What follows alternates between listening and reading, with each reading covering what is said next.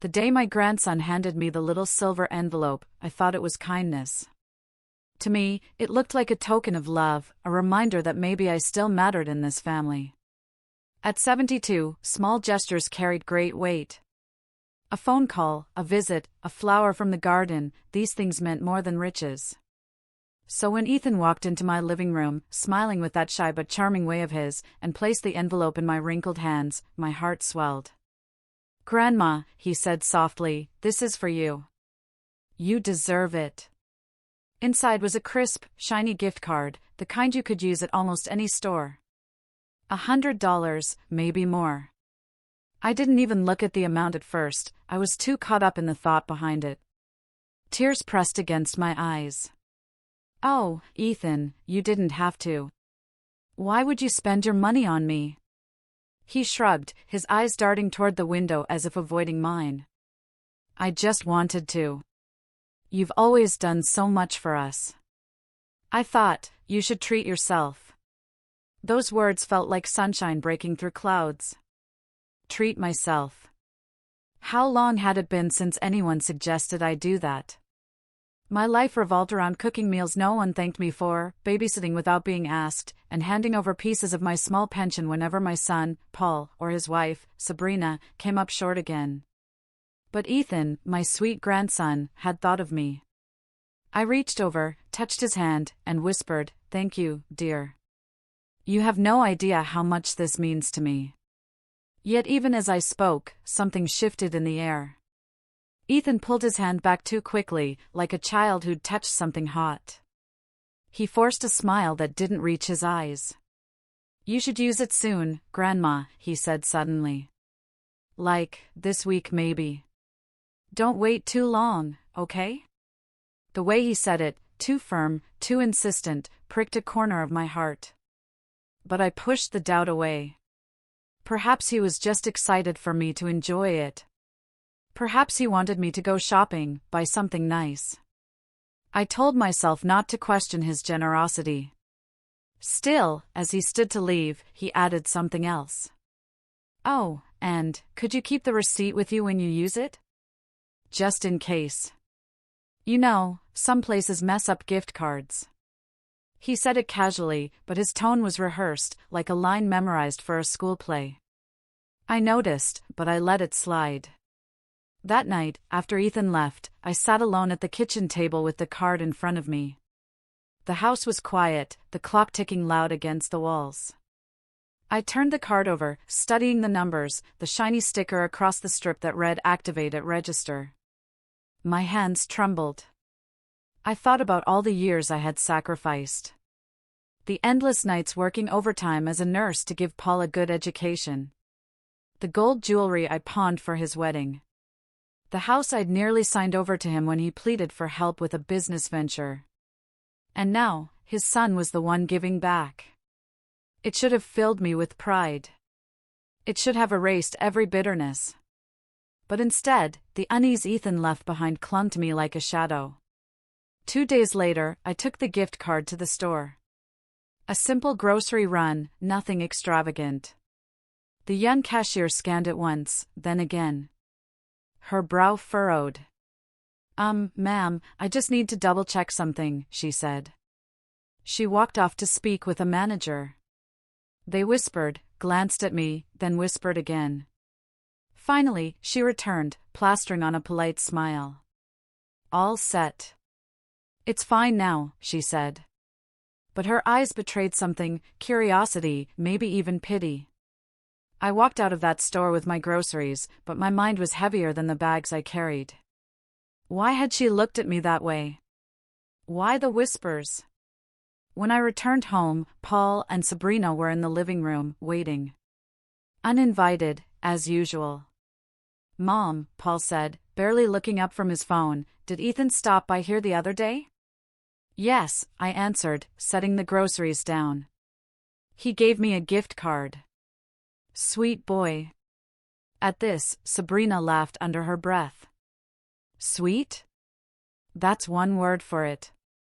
Paul shot her a look, and she fell silent. Something twisted inside me. What's that supposed to mean? I asked slowly. Nothing, Sabrina said quickly. Just, kids these days, you know. Always trying new things. Her smirk didn't fade. Ethan hadn't mentioned giving me the gift card to them, clearly. Or if he had, there was something more behind it. I studied my son's face, hoping for clarity, but Paul was already scrolling again, ignoring me. For years, I'd accepted this treatment, dismissed, belittled, as though I was a burden instead of the woman who had raised him alone. But this time, their behavior struck me differently. The unease was no longer just a passing feeling. It rooted itself deeper. That evening, when the house was silent again, I went to my bedroom and pulled the small silver envelope from the drawer. I studied the receipt Ethan had insisted I keep. The numbers lined up strangely with my own bank details, though I couldn't quite put my finger on it. Was it possible? No. Ethan loved me. He was just a boy caught between difficult parents. Still, I slid the receipt into a folder where I kept old letters, property papers, and bank documents. Something told me I might need it later. The night stretched long. I lay in bed, staring at the ceiling, hearing every tick of the clock, every creak of the house. Ethan's words echoed in my mind. Use it soon. Keep the receipt. They sounded less like suggestions, more like instructions. My heart ached. I wanted so badly to believe it was nothing, that I was simply an old woman being suspicious. But deep down, something inside whispered. This wasn't just a gift. It was a key. And I had no idea what it would unlock. The following morning, I woke with an unsettled stomach, though I hadn't eaten anything unusual the night before. It wasn't food troubling me, it was thought. Ethan's gift card rested on my nightstand, and even as I brushed my hair and tied it back in its usual bun, my eyes kept drifting toward it. Something about that piece of plastic gnawed at me, like an itch I couldn't scratch. I told myself I was overthinking. Yet, when you live long enough, you learn to trust the strange heaviness in your chest. It's not paranoia, it's instinct born from a lifetime of betrayals, disappointments, and losses. Still, life didn't allow me much time to dwell. I had errands to run, prescriptions to refill, and a few bills to pay. I slid the gift card into my purse, telling myself that maybe if I used it again, the feeling would pass. At the pharmacy, I handed the card over to the cashier. A young man scanned it, paused, scanned again. His frown deepened. Everything okay? I asked. He nodded too quickly. Yeah, it's fine. Just, system glitch. Happens sometimes.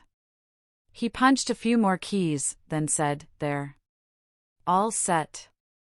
But I caught the flicker in his eyes, the same one I'd seen on the grocery clerk's face the other day.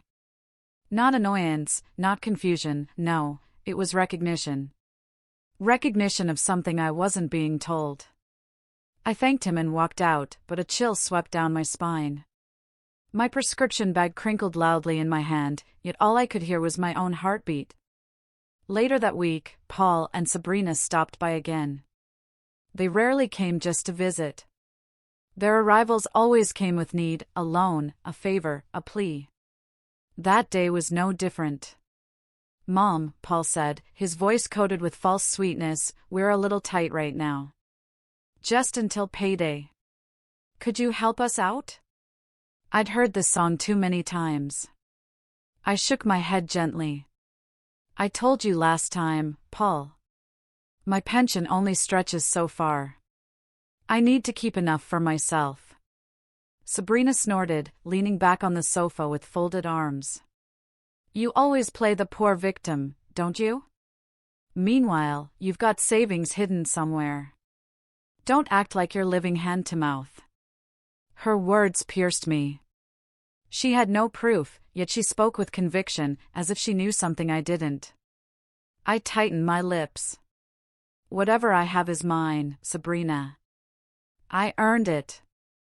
Decades of work. You and Paul need to learn to stand on your own. Paul's jaw clenched, but before he could argue, Ethan walked into the room. He froze when he saw me holding the silver envelope. "Grandma," he said quickly, "did you use the card again?" I nodded slowly. "Yes." "Why?" His eyes flickered toward his parents, then back to me. "No reason. Just making sure everything worked fine." Sabrina chuckled under her breath, but it wasn't a warm laugh. It was sharp, mocking. "Worked fine? Oh, it's working, all right." Paul shot her a warning look, but she shrugged. My heart lurched. Their words carried a weight I couldn't yet grasp. That night, I stood in the kitchen, washing dishes, when voices drifted down the hall. I froze, my hand halfway through scrubbing a plate. Ethan's voice. Low, urgent. "Mom, she already used it twice. How much longer until it's enough?" Sabrina's reply was sharper. "Just keep her using it, Ethan. Don't let her stop. Once everything is transferred, she won't even know what happened until it's too late." My hands shook. The plate slipped from my grasp, clattering into the sink. I barely breathed, straining to catch more.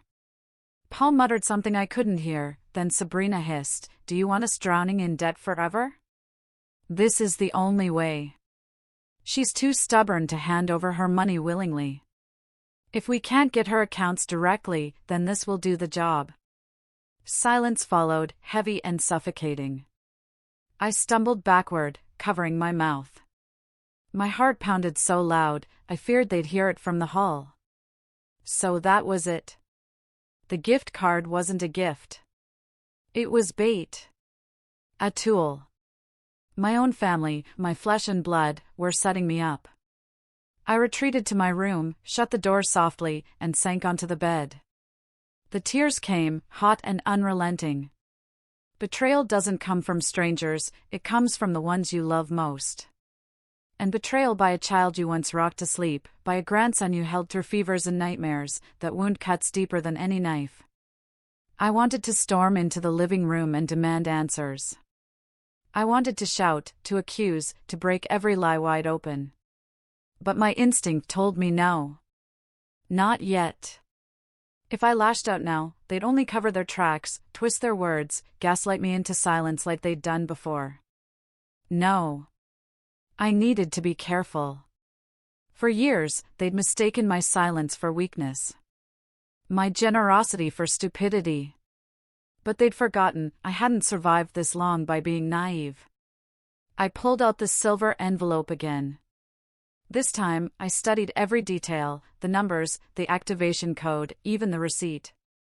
My eyes caught something I'd missed before, small print linking the purchase back to a verified customer account. My account. Ethan hadn't just bought me a gift card. He'd tied it to me. To my name. To my bank details. The puzzle pieces clicked together with sickening clarity. And that's when the unease solidified into resolve. They thought they were using me, leading me by the nose with plastic kindness. But I would not sit quietly and let them strip me of everything I'd worked for. No. If they wanted a game, I would play it. But this time, I would win. For the next few days, I carried on as though nothing had changed. On the outside, I smiled, asked Ethan about school, and nodded politely when Sabrina complained about her tiring life of yoga classes and online shopping. But inside, my chest burned. I felt like a woman balancing on a rope bridge, each step revealing new cracks beneath my feet. I replayed that overheard conversation in my mind 100 times. Sabrina's voice, sharp as glass, "Keep her using it." Ethan's hesitant replies. Paul's silence. All of it confirmed what my instincts had screamed: the gift card was no blessing. It was a trap, one carefully laid, and my grandson, my sweet Ethan, was being used as bait. But I wasn't ready to confront them. Not yet. Instead, I began to watch. Quietly. Patiently. One evening, I shuffled down the hall for a glass of water and paused when I heard voices again.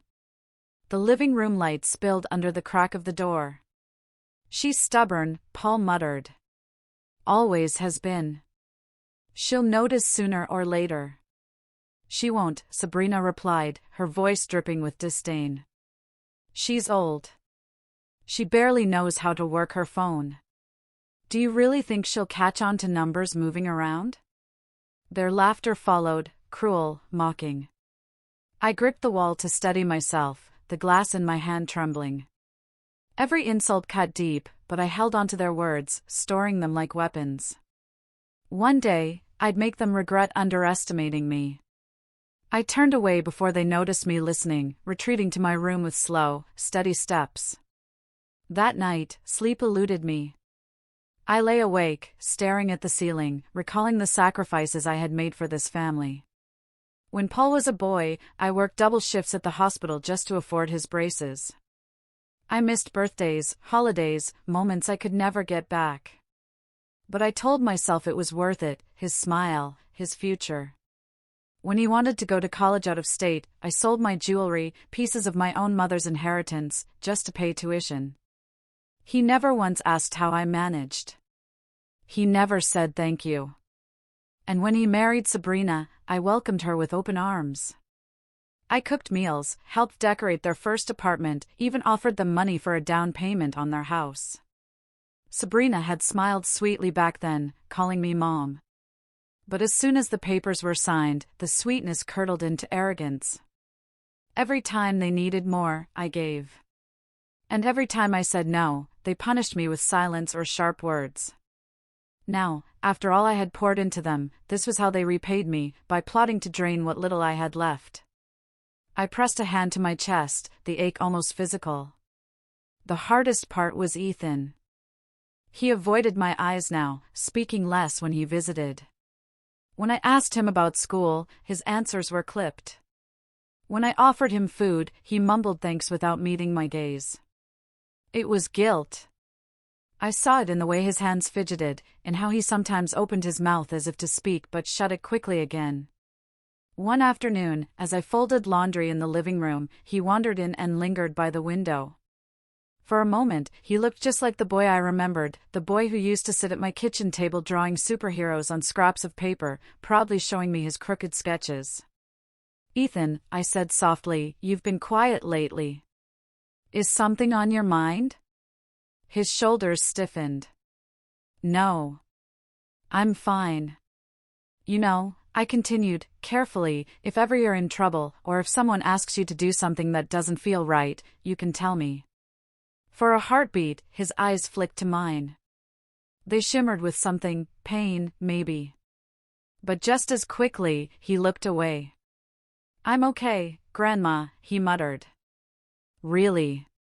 Then he walked out before I could say more. My chest tightened.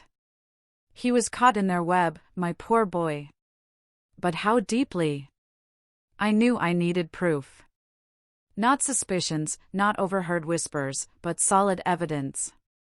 The next time I used the card, I asked the cashier to print me a detailed receipt.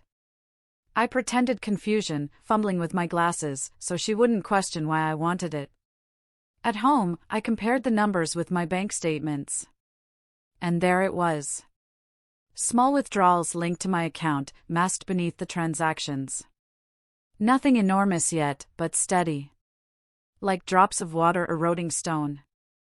I kept every slip of paper, every letter from the bank, neatly filed away in a folder I labeled with nothing more than recipes. Sabrina never cared for my cooking, so I knew she'd never look inside. But the more I uncovered, the more determined I became. One rainy evening, I brewed myself a cup of tea and sat quietly near the slightly ajar door of the living room.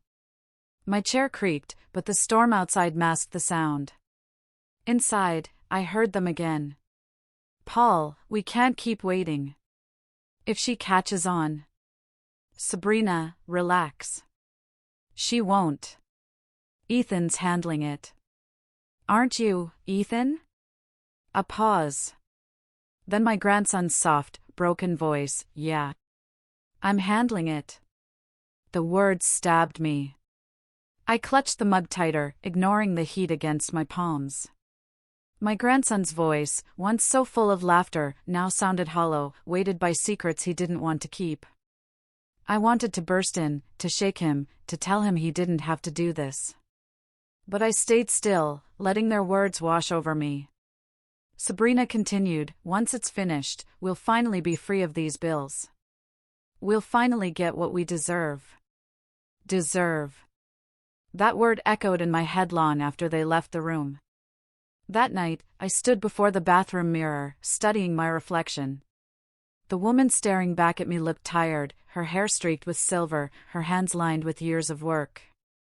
But behind her eyes, a fire smoldered. For too long, I had let them take and take. For too long, I had been quiet, telling myself that keeping peace was better than speaking truth.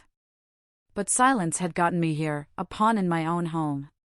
No more. The cracks were widening, and soon everything would collapse. But when it did, I would not be buried beneath the rubble. I would be the one standing tall. And when the time came, they would learn exactly what it meant to betray the woman who gave them everything. The following week, an envelope from the bank arrived in my mailbox. At first, I thought it was just another statement, the kind I opened half-heartedly, skimming balances before tucking it away in the drawer. But when I tore it open and my eyes skimmed the numbers, my breath caught. Something was wrong. My savings account balance looked lower than it should have been. Not drastically, not enough to scream theft at first glance, but enough that I felt a cold ripple in my chest. I prided myself on keeping track of every dollar. Decades of scraping and sacrificing had taught me that. And this number didn't make sense. I read it again, slower this time.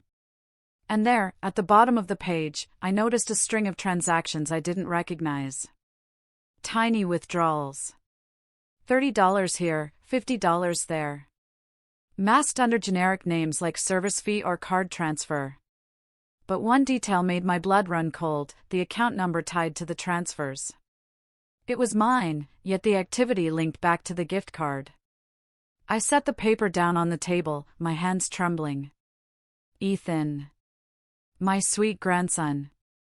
They'd used him to open a doorway into my finances. The next morning, I dressed carefully, choosing my navy coat and sturdy shoes. My reflection in the mirror looked older than I remembered, but my jaw was set. I tucked the bank statement and the silver envelope into my purse and walked to the bus stop. At the bank, a young teller greeted me with the kind of patronizing politeness reserved for the elderly. "Good morning, ma'am. How can I help you today?" I placed the statement on the counter. "There are withdrawals on my account I didn't authorize. I need to know why." She glanced at the paper, then clicked through her computer. Her brow furrowed. These are linked to a third-party card system. My pulse quickened. "What kind of card?" She hesitated. "A gift card, ma'am. Prepaid. Do you own one?" I pulled the silver envelope from my purse and slid it across the counter. Her eyes widened. She typed something, then nodded. "Yes, this is it. It was activated under your name." "Activated?" My voice cracked. "I didn't activate anything. My grandson gave this to me." Her polite smile faltered. "Ma'am, according to our records, the card was registered using your personal banking information. Your full name, address, and linked account." The world tilted for a moment. My hand gripped the counter to steady myself. "So every time I use this, it pulls from my savings?" She gave me that pitying look I had seen before. "Yes, ma'am. I'm afraid that's how it works. Whoever set it up did so very carefully. It looks legitimate." Carefully. Legitimate. The words sliced into me. I forced myself to stay calm. "Can you tell me who registered it?" She shook her head. "Privacy restrictions. Unless you file a fraud report, I can't release those details." Fraud. The word echoed in my ears. Fraud. Against me. By my own family. I thanked her stiffly and left, clutching the envelope as though it were poison. When I got home, I sat at the kitchen table in silence. The house was too still, too heavy, as if even the walls knew the truth now. I thought of Ethan's eyes, the way they darted away from mine, full of guilt. I thought of Paul's greedy hands, always reaching, never satisfied. I thought of Sabrina's mocking laugh. This wasn't just about money. It was about betrayal. They hadn't just stolen from my account, they had stolen from my trust, from my heart. I pressed my hands to my face, tears spilling between my fingers. Why, Ethan? I whispered. Why would you let them use you this way? But I already knew the answer.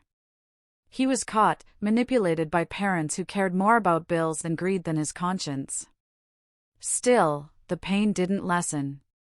It deepened, burrowing into my chest like a thorn. That evening, Paul stopped by, his usual careless stride filling my doorway.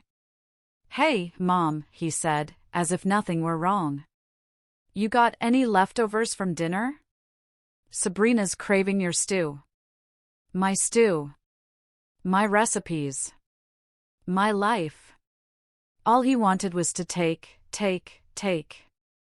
I stared at him, the words bubbling in my throat. I wanted to scream, "You thief! You traitor! How dare you use your own son to steal from me?" But I bit them back. If I lashed out now, they would cover their tracks. They would gaslight me, make me doubt my own memory. Instead, I smiled faintly. "Of course. Let me pack some up for you." As I ladled stew into a container, I caught his reflection in the kitchen window. He wasn't looking at the food, he was glancing toward my desk drawer, the one where I kept my documents. My blood boiled. He was already planning his next move. But so was I. That night, I sat at my desk with the documents spread before me, the receipts, the bank statement, the suspicious gift card. My hands were steady now, no longer trembling. For too long, I had allowed them to think I was weak. For too long, I had believed that silence was safer than speaking. No more. I thought of every night I had worked double shifts to keep food on the table. Of every sacrifice I had made so Paul could live the life he took for granted. Of every moment I swallowed my pride so they wouldn't see me cry. And I thought of Ethan. The grandson who had once clung to my leg when he was scared of the dark. The boy who used to beg me to read one more story before bed. That boy was still in there, somewhere, trapped under the weight of his parents' schemes. I wouldn't let him drown with them. But Paul and Sabrina? They would pay. I opened a blank notebook and began to write. Dates. Times.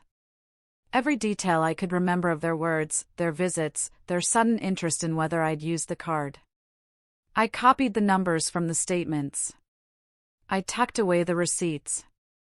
Piece by piece, I was building a case. This wasn't just about protecting my money anymore. This was about teaching them that betrayal comes at a price. And when the time came, I would collect every last penny of it. The folder on my desk grew thicker each day.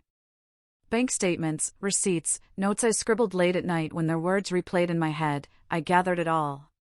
But no matter how much evidence I collected, one question gnawed at me relentlessly: how deep did this betrayal run? One rainy Thursday, I got my answer. The phone rang in the late afternoon, just as I was folding laundry.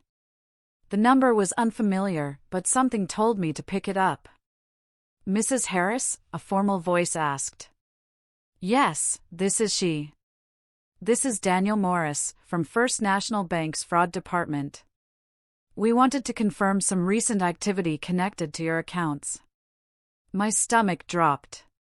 "Fraud Department?" "Yes, ma'am. There have been a number of unusual transactions over the past 2 months. Several prepaid cards were activated under your name and linked directly to your savings account. We need to verify whether you authorized these actions." Prepaid cards. Plural. I gripped the edge of the table, my knuckles whitening. No. I didn't authorize anything. My grandson gave me one card, but I had no idea it was tied to my account. There was a pause. I could almost hear him nodding. That aligns with what we suspected. The registrations all came from the same device, ma'am. The same IP address. Not yours. Whose, then? My voice cracked. I can't disclose names yet without a legal investigation, but Mrs. Harris, whoever did this had access to your personal details. Full name, address, date of birth, and even your banking login. My breath hitched. They had my login? He continued gently, this type of access usually comes from someone close. Someone you trusted. The world around me blurred. My knees weakened, and I sank into the chair. Someone close. Of course. Paul. Sabrina. And Ethan, my sweet boy, their pawn. After the call, I sat motionless for what felt like hours. Rain tapped against the window, and the house smelled faintly of the stew I had cooked earlier. Ordinary life pressed on, unaware that mine had just cracked open.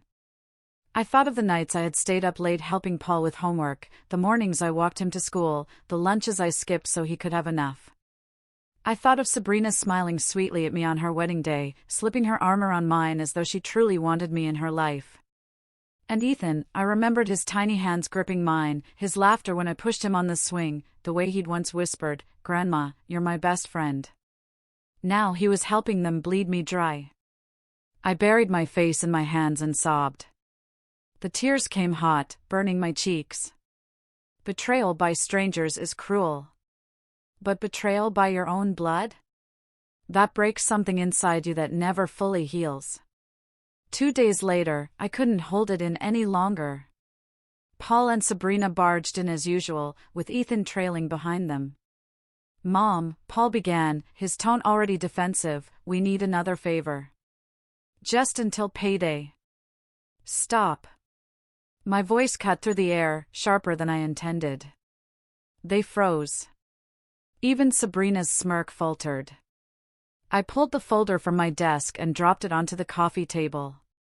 Pages spilled out, statements, receipts, notes. "I know," I said quietly, my voice trembling not from weakness, but from rage. "I know about the cards. I know about the withdrawals. I know what you've been doing." Paul's face paled. Sabrina's eyes narrowed, then quickly shifted into feigned innocence. "Mom, what are you talking about? You must be confused." "Don't." I snapped. "Don't you dare gaslight me." "The bank called. They traced the cards to your device. You used Ethan to hand me a poisoned gift." At this, Ethan's head jerked up, his eyes wide. His lips parted, but no sound came out. Paul stepped forward, his jaw tightening. "Mom, you're overreacting. We just needed some help. We were going to pay it back." "Pay it back?" I let out a bitter laugh. "You stole from me. You used my own grandson to do it. After everything I gave you, after everything I sacrificed, this is how you repay me?" Sabrina crossed her arms. "Oh, please. You act like you're some saint. You've been sitting on money while we've been drowning. You don't need it like we do." Her words sliced through me, but I stood taller. "It's not about money, Sabrina. It's about trust. It's about family. And you destroyed it." For the first time, Ethan spoke. His voice trembled. "Grandma, I didn't want to. I swear. They made me. They said it was the only way. Enough," Paul barked, silencing him. But I had heard enough. The sight of my grandson's tearful eyes broke me in ways nothing else could. "Ethan," I whispered, "look at me. He did, slowly, his face pale with shame. "This isn't your fault," I said. "They used you. But you had a choice, and you chose silence." His lips quivered, and a tear slipped down his cheek. Paul exploded. "Mom, stop turning him against us. You've always done this, making him your golden boy, making me look like the failure." I stared at him, stunned. "Paul, you don't need me to make you look like anything. You did that all on your own." His face twisted with rage, but I didn't flinch. They left in a storm of slammed doors and muttered curses, dragging Ethan behind them. My living room felt heavier than ever, filled with the echo of their betrayal. But as the silence settled, something shifted inside me. The pain was still there, sharp, raw, but beneath it, a seed of strength took root. I wasn't powerless. I wasn't helpless. They thought they had broken me, but they had only awakened something far stronger. That night, I stood at the window, watching the rain streak down the glass.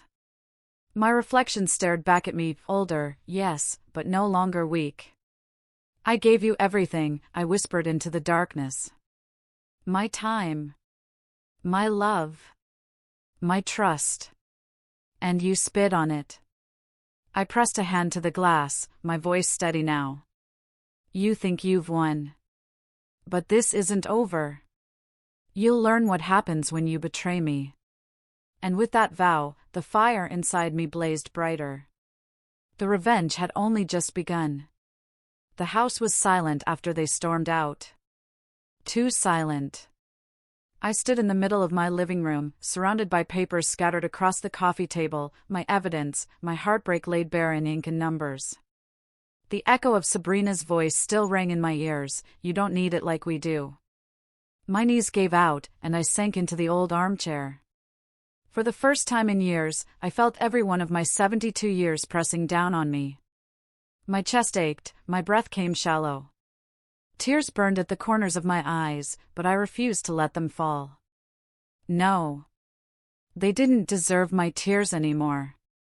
I closed my eyes, and memories flooded back. Paul as a boy, running into my arms after school, clutching drawings he wanted me to put on the fridge. His laughter when I chased him around the yard. His voice, small and pleading, the night he caught a fever, "Don't leave me, Mom." I never did. Every time he needed something, I gave. New shoes for sports, braces for his teeth, money for college applications, gas for his car. Even when it meant I went without. Even when I skipped meals, patched up old clothes, and worked through aching bones just to make ends meet. And now, he saw me as nothing more than an obstacle between him and my money. The betrayal cut deeper than words. That night, I tried to sleep, but the silence pressed too heavily against me. Every creak of the house felt like a reminder, "You are alone. They've turned against you." I sat up in bed, my fists clenched. I had spent years swallowing my pride, staying quiet to keep peace. Every insult, every dismissal, every manipulation, I endured it all. I told myself it was worth it for the family. But silence hadn't saved me. It had only given them permission to bleed me dry. And something inside me snapped. No more. I would not be their victim. If they wanted to play a game, I would play it better. The next morning, I rose earlier than usual. The air felt different, sharper. I gathered the documents into neat piles and tucked them back into the recipes folder. But I added something new, a notebook. Inside, I began to detail everything. Dates, times, conversations I had overheard. Word for word, as best as I could remember. If this ever came to a battle, I would not rely on memory alone. I would have proof. That afternoon, I called the bank again. This time, I asked to speak to the fraud department directly. I filed an official complaint, using every detail I had. The man on the other end assured me the investigation would move forward. "If your suspicions are correct, Mrs. Harris, your son and his wife could face serious consequences," he said. Hearing the words out loud sent a shiver down my spine. Serious consequences. For the first time, I felt a flicker of control returning. The following weekend, Ethan showed up alone. His knock was timid, not the usual cheerful rap I had known since he was a boy. When I opened the door, he stood there with his head down, hands shoved into his hoodie pockets. "Grandma," he whispered, "can I come in?" I hesitated, part of me wanted to slam the door shut. But the sight of his trembling shoulders softened me. I stepped aside. He sat at the kitchen table, staring at his hands. Finally, he spoke. "I didn't want to do it," he said, his voice breaking. "Mom said it was the only way. Dad, he just told me to listen. They said you wouldn't notice. They said it wasn't really stealing, just moving money around. But I knew it was wrong. I swear I did." My heart ached. "Ethan, why didn't you tell me?" He looked up, eyes brimming with tears. "Because I was scared. They said if I told you, you'd hate me forever. And I didn't want to lose you." I reached across the table and took his hand. "Oh, my boy. I don't hate you. But you hurt me. You let them use you, and that broke my heart." His lip quivered. "I'm sorry, Grandma. I'll do anything to make it right." I studied him, searching for truth in his face. And I saw it, guilt, shame, but also love. He was trapped in their scheme, just as much a victim as I was. "Then listen carefully," I said softly. "This isn't over. But if you want to make it right, you'll have to help me. Do you understand?" He nodded quickly, desperate. "Good." That night, after Ethan left, I stood at the window again, watching the moonlight spill across the yard. The anger in me was no longer a storm. It was fire. Controlled. Focused. Paul and Sabrina thought they had broken me. They thought they had won. But they had no idea what I was capable of when pushed too far. I whispered into the night, steady and cold. "You wanted my money. You wanted to use me. But you forgot one thing." I pressed my palm against the glass, my reflection staring back at me. "I'm not weak. I'm not done. And I'm going to make you regret underestimating me." For the first time in weeks, I slept soundly. Because now, I had a plan. The next morning, I woke with a strange sense of calm. For weeks, my life had felt like a storm I couldn't escape, waves of betrayal crashing over me until I was sure I would drown. But now, the waters had stilled. Not because the storm had passed, but because I had decided to stand against it. For the first time in years, I wasn't reacting. I was planning. Paul and Sabrina thought I was broken. They believed my silence was surrender, that my age had dulled my instincts. I would use that against them. When they arrived the following evening, uninvited as usual, I greeted them with a tired smile. "Hello, Paul." "Hello, Sabrina." "Come in," I said softly. Sabrina raised an eyebrow, as if surprised by my gentleness. Paul looked almost relieved. "Hey, Mom. How are you?" "I'm fine," I replied. "I've been thinking, maybe I was too harsh the other day." "You're right, family should help each other." Sabrina's smirk returned instantly. She glanced at Paul, her eyes glinting with victory. "Well, I'm glad you see it that way." I nodded, feigning weariness. "Yes. I don't want to fight anymore." Inside, my hands itched to strike, but I kept them folded neatly in my lap. Let them think I was beaten. The longer they believed that, the harder their fall would be. When they left, I pulled out my notebook. Every word, every smirk, every manipulation, I recorded it all. I wrote down. Paul and Sabrina arrived at 6:42 p.m. Demanded help again. Sabrina's exact words, "I'm glad you see it that way." Their demeanor, smug, convinced they had won. Each detail became another thread in my growing web. Ethan had promised to help me, too. Quietly, he slipped me little pieces of information. Passwords his parents carelessly shared in front of him, dates when they logged into accounts, even overheard conversations about which bills they were trying to cover with my stolen money. He hated it, I could tell. But each time he brought me something, I saw the determination in his eyes. He wanted redemption. And I would give him the chance. One afternoon, I paid a visit to an old friend, Margaret, a retired lawyer I had worked with years ago at the hospital board. She was sharp, even in her 70s, with a mind like steel and a sense of justice that hadn't dulled. We sat in her cozy living room, cups of tea between us. I laid out the papers, the receipts, the notes. When I finished, Margaret leaned back in her chair, her lips pursed. "You've got enough here to start an investigation. Fraud. Identity theft. Depending on how much they've taken, it could lead to jail time." Her words were heavy, but they didn't frighten me. "I don't just want justice, Margaret," I said. "I want them to feel what I felt. I want them to live with the consequences of their greed." Margaret's eyes softened. "And Ethan?" I sighed. "He's guilty, but he's young. He can be saved. I won't destroy him for their sins." She nodded.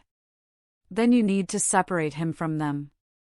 Show the authorities his cooperation, make it clear he was pressured." I tucked that advice away like gold. The next week, I invited Paul, Sabrina, and Ethan to dinner. They eyed me suspiciously when they arrived to the smell of roast chicken and potatoes, their favorite meal. "What's the occasion?" Paul asked. "Just family," I said simply. "I don't like the way things have been between us. I want to put the past behind." Sabrina chuckled, but sat down eagerly. "Well, that's more like it." I watched them eat, their mouths full, their laughter returning. To anyone else, it might have looked like a family mending broken bonds. But I saw the truth, two vultures fattening themselves on the carcass of trust, convinced the feast would never end. I smiled when they complimented the food, nodding like the dutiful mother. All the while, inside, I thought, enjoy it. This will be the last meal you eat in this house without fear in your throats. That night, after they left, I began my true work. With Ethan's help, I coordinated with the fraud department at the bank. I gave them permission to monitor the transactions, to track every withdrawal and transfer. Each time Paul or Sabrina dipped into my account, it was no longer a secret. It was evidence. But I didn't stop there. I purchased a small recorder, the kind that could be hidden inside a pocket or under a cushion. The next time they came, I placed it carefully near the living room chair. When Sabrina whispered, "She doesn't even know what's happening," the recorder caught it. When Paul said, "Just keep her quiet a little longer," the recorder caught that too. Piece by piece, they were weaving their own noose. But late one night, doubt crept in. I sat alone at the kitchen table, the lamp casting a dim circle of light. The folder lay open, my notes neatly stacked. Everything pointed toward victory, and yet, my heart ached. This was my son. My only child. How had it come to this? How had the boy I once cradled turned into a man willing to betray his own mother? For a moment, the fire in me flickered. I thought of tearing it all up, of letting it go just to preserve some fragile piece of family. But then I remembered the tears on Ethan's face, the mocking tone in Sabrina's voice, the smug look in Paul's eyes. No. They had chosen this path. And I would see them to its bitter end. The next time they visited, I poured tea, smiled, and listened to their empty chatter. Inside, I was counting down the days. Soon, the evidence would be undeniable. Soon, the bank's investigation would collide with my recordings, my notes, Ethan's testimony. They thought I was the fool in the room, too old and too weak to see the game. But I was no fool. I was the storm gathering on the horizon. And when it broke, they would never forget it. The first time I truly felt the shift in power, it was almost invisible. A flicker in Sabrina's eyes, a twitch in Paul's jaw, so small an outsider would have missed it. But I saw it. And I savored it. Because they still believed they were in control, but I knew the truth, the trap was already closing. I invited them over again, just as I had before. My voice on the phone was meek, almost apologetic. Paul, I was wondering if you could come by. I'm trying to figure out this card again. It keeps confusing me. He chuckled, arrogant as ever. Of course, Mom. We'll be right there. When they arrived, I played the part of the forgetful old woman. I wrinkled my brow, shuffled my papers, fumbled with my glasses. I just don't understand why the balance keeps changing, I said, sliding the card across the table. Maybe I pressed the wrong buttons? Sabrina smirked, swooping in to snatch the envelope. Don't worry, we'll handle it. These systems are complicated, you wouldn't get it. Her words stung, but I swallowed the anger. Instead, I smiled faintly. Oh, thank you, dear. You two are so good to me. Inside, my blood boiled, but outside, I was the perfect fool. And while they preened in their false superiority, the tiny recorder hidden beneath the table caught every word. That night, after they left with the gift card safely tucked into Sabrina's purse, I called the fraud officer at the bank. They've taken it again, I told him calmly. I pretended to be confused, and they admitted they were handling it for me. You should see a withdrawal soon. He sounded impressed. Mrs. Harris, you're doing more for this investigation than most of our own team. Keep documenting everything. We'll be ready when the time comes. I hung up, a strange satisfaction blooming in my chest. For years, Paul and Sabrina had treated me like a burden. Now, I was the one pulling their strings. 2 days later, Ethan came by alone again. His hands were shoved deep into his pockets, his eyes red-rimmed like he hadn't slept. Grandma, he whispered, they're getting worse.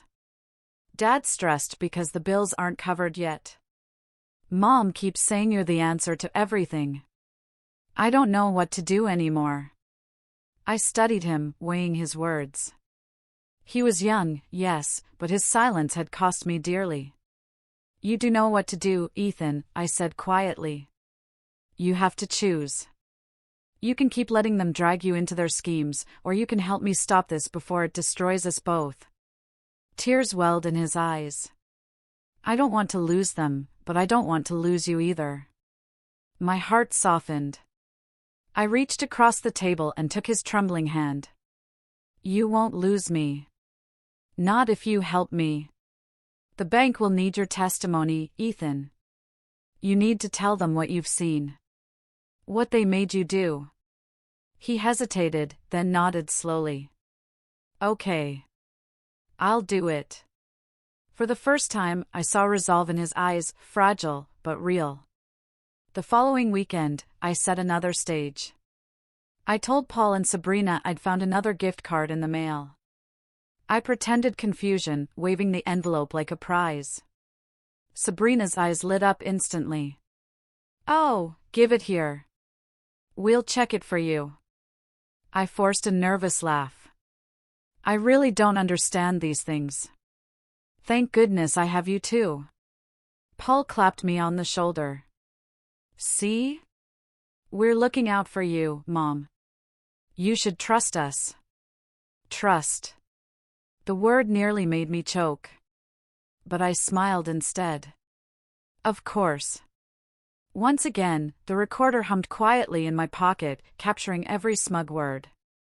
And once again, the bank traced the transaction, logging it as another piece of evidence. But something shifted after that. Maybe it was Ethan's reluctance, maybe it was my calm demeanor. They began to sense something was off. One evening, Sabrina narrowed her eyes at me over a cup of tea. You're taking this awfully well.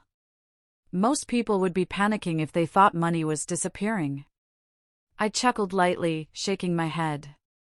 Oh, I've lived too long to panic over little things like that. Besides, I trust my family. Don't I? My question hung in the air like smoke. Sabrina's smirk faltered just slightly. Paul cleared his throat and changed the subject. I hid my satisfaction behind my teacup. The cracks were showing. I returned to Margaret, my lawyer friend, with the new recordings and transaction logs. She listened carefully, her sharp eyes scanning each document. When she finished, she leaned back, a small smile tugging at her lips. You've built a stronger case than most professionals could, Helen. When this goes to court, they won't stand a chance. And with Ethan's testimony? They'll crumble. Hearing her say it out loud sent a thrill through me. My hands, once trembling with fear, now steadied with purpose. They thought I was blind, I said bitterly. They thought age made me weak. Margaret reached over and squeezed my hand. What they forgot, Helen, is that you're a survivor. And survivors don't go down quietly. That night, as I lay in bed, I felt a strange peace settle over me. The fear was gone. The despair was gone. In its place was something sharper, cleaner, resolve. Paul and Sabrina still thought they were winning. They still believed the money would save them. But they were walking straight into their own downfall, and I was leading them there step by step. I closed my eyes, whispering into the darkness, soon. The next time they came, I served them cake and tea, the perfect hostess. They laughed, they gloated, they thought they were untouchable. But as they left, I caught Ethan's eyes. He glanced back at me, his expression torn but determined. He knew, just as I did, the end was near. And when it came, it wouldn't just be justice. It would be revenge. The morning the storm broke, the sky was unnervingly calm. The kind of calm that feels unnatural, like the earth itself is holding its breath. I woke early, dressed in my navy coat, and tucked the thick folder of evidence under my arm. Ethan had promised to meet me at the bank later that day. For once, his voice on the phone had sounded steady, even resolute. He was ready to speak. As I stood in front of the mirror, fastening the buttons on my coat, I whispered to my reflection, today, they learn. At the bank, Daniel Morris, the fraud officer, greeted me with a firm handshake. Mrs. Harris. We've gathered enough evidence to involve law enforcement. But before we move forward, I need to confirm, are you prepared for this? It could mean prosecution. Jail time. I thought of Paul's laughter when he was a child, of Sabrina's mocking smirk, of Ethan's tearful confession. My chest tightened, but I forced my voice to stay firm. Yes. I'm prepared. Do whatever needs to be done. Ethan slipped into the office then, pale but determined. He sat beside me, avoiding my eyes, but when Daniel asked if he was willing to testify, he nodded. I'll tell the truth. Everything. For a moment, pride and sorrow mingled in me. My grandson had been part of the betrayal, but now he was also part of the justice. That evening, Paul and Sabrina arrived at my house unannounced again. Their faces were drawn, anxious. Mom, Paul began, pacing the living room, we need another loan. Just until payday. Things are tight. I forced a weary sigh. Oh, Paul. I've done all I can. I just don't have much left. Sabrina's eyes narrowed. Don't lie to us. You've got savings. We know. Her boldness shocked me, but I hid my reaction. Savings? Whatever I had, it's gone. You two saw to that. The silence that followed was sharp. Then Sabrina sneered, you're lucky we've even bothered taking care of you. You'd be rotting alone without us. I smiled faintly, my heart pounding. Is that so? Then I suppose you won't mind if I show you something. I reached under the table and pulled out the small recorder. Their eyes widened. I've been listening, I said coldly. Every whisper. Every plan. Every insult. Paul lunged forward, his face red. What the hell is this, Mom? Before he could snatch it, a knock rattled the door. 3 firm raps. Paul froze. Sabrina paled. I rose slowly and opened the door. 2 police officers stood there, Daniel just behind them. Paul Harris? Sabrina Harris, one officer said. We need you to come with us. You're under investigation for fraud and identity theft. The room erupted. Paul shouted, Sabrina screamed, but the officers stayed firm, reciting their rights as they pulled them from the living room. You can't do this. Paul bellowed. She's lying. She's senile. I stood tall, my voice steady. No, Paul. I'm not lying. And I'm not weak. I'm your mother, the one who gave you everything. And you betrayed me. Sabrina spat curses as she was led out. Paul's face twisted with desperation, but for once, I felt no pity. Ethan stood in the corner, his face pale, tears running silently down his cheeks. When the door slammed shut behind them, silence filled the house once more. Grandma, Ethan whispered. His voice cracked. I'm sorry. I didn't mean for it to go this far. I just wanted to make them happy. I turned to him, my anger softening just slightly. You made mistakes, Ethan. Big ones. But you chose to tell the truth. That matters. He covered his face with his hands, sobbing. Will you ever forgive me? I placed a trembling hand on his shoulder. Forgiveness isn't given. It's earned. But you're my grandson. I won't abandon you. Not like they abandoned me. He nodded, broken but hopeful. When the police car drove away, I stood at the window, watching the taillights disappear into the night. For weeks, the weight of betrayal had pressed me into the ground, but now, I felt lighter. It wasn't joy. It wasn't triumph. It was justice. Cold, bittersweet justice. They thought I would stay silent. They thought I would crumble. But instead, I had turned their schemes against them. And as I watched the night swallow them whole, I whispered, you should have remembered who raised you. You should have known better than to make me your enemy. Later, when the house was quiet again, I sat at the kitchen table with a cup of tea.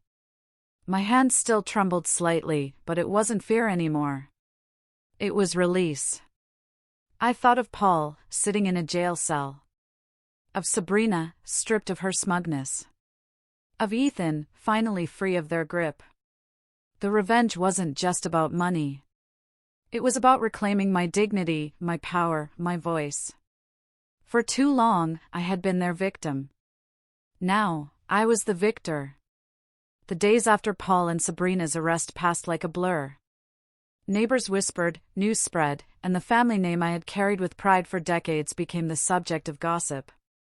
But for the first time in years, I didn't feel shame. I didn't feel fear. I felt free. The house was quiet without their constant intrusions. No slammed doors, no mocking laughter, no demands disguised as requests. Just silence. At first, the silence was strange.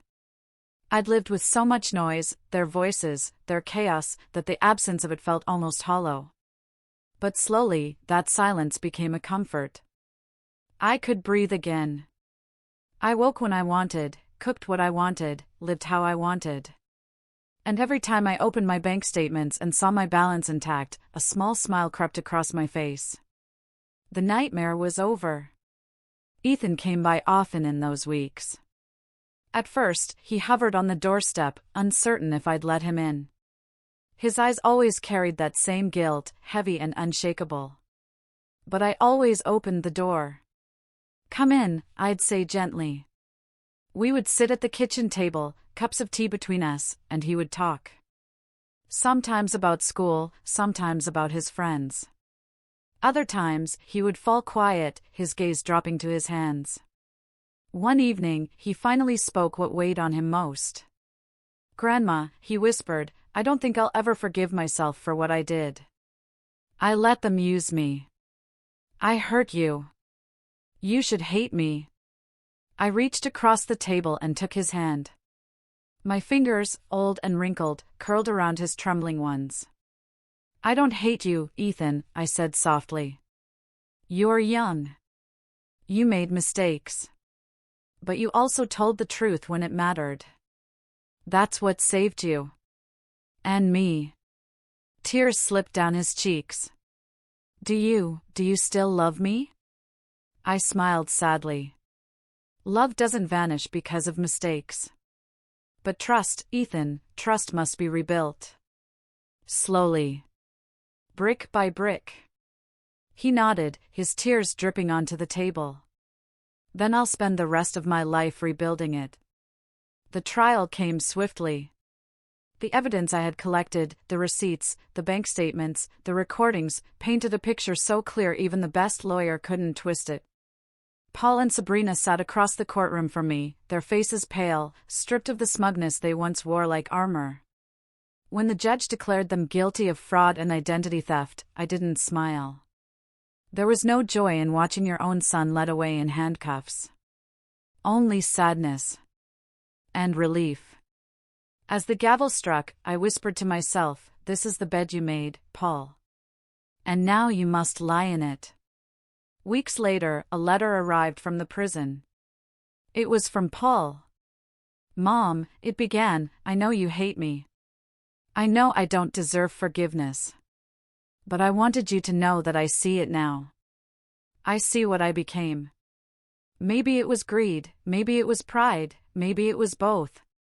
But I'm sorry. Not just for stealing from you, but for forgetting who you were. For forgetting everything you gave me." I read the words 3 times, my hands shaking. Did he mean it? Or was it just another attempt to pull at my heart? I couldn't know. I folded the letter and tucked it into the folder with the rest of the evidence. Proof not only of his crimes, but of his weakness. And I told myself, forgiveness is not something owed. Life slowly settled into something new. I joined a local women's group, other widows and retirees who shared their stories of betrayal and survival. We laughed, we cried, we stitched our broken pieces back together over cups of coffee and the comfort of understanding ears. For the first time in years, I wasn't just surviving. I was living. Ethan continued to visit, helping with chores, walking with me to the park, even cooking meals sometimes. Each act of kindness was another brick laid on the path back to trust. One afternoon, as we sat on the porch watching the sun dip below the trees, he turned to me and said, "Grandma, I promise, I'll never let anyone use me like that again. I'll make you proud." I squeezed his hand, a tear slipping down my cheek. "You already have, Ethan. By facing the truth." Looking back, I realized the gift card was never really a gift. It was a weapon, disguised as kindness, meant to bleed me dry. But in their arrogance, Paul and Sabrina forgot something important. They forgot who I am. I am not weak. I am not naive. I am the woman who raised a son alone, who worked through pain and exhaustion to give him a life he took for granted. I am the woman who has endured grief, sacrifice, and hardship, and still stands. They tried to break me. Instead, they forged me sharper. And though it hurt more than I can ever say, though the wounds will never fully fade, I came out stronger. So when people whisper about the old woman whose own family betrayed her, I don't shrink from it. I stand taller. Because betrayal did not define me. My strength did. And as for Paul and Sabrina? They learned the cost of greed. The price of underestimating me. In the end, I didn't just get revenge. I reclaimed myself.